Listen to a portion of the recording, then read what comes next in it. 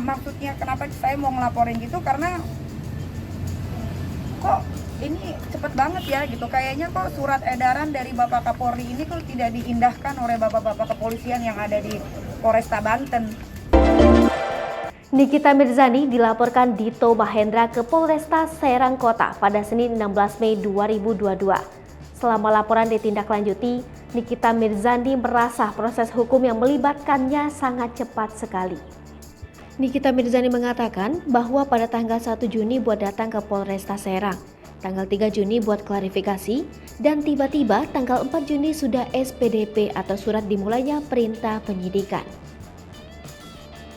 Menurutnya hal tersebut tidak sesuai dengan peraturan Kapolri, sebab tidak adanya dilakukan restoratif justice atau bertemu dengan pelapor sebelum penyidikan dimulai.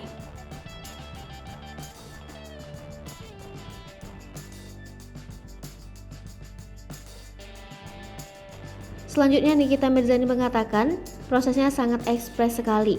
Kurang dari 1 bulan tiba-tiba ada penangkapan, ada surat beredar ke teman-teman wartawan bukan ke Nikita Mirzani.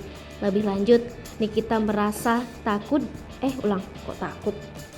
Lebih lanjut, Nikita tak merasa takut dengan proses hukum yang dinilainya terlalu cepat. Ia hanya ingin kasus yang melibatkannya diselesaikan sesuai dengan aturan hukum. Ini merupakan sesuatu yang ganjal menurut Nikita Mirzani dan orang lainnya yang mengerti dengan hukum.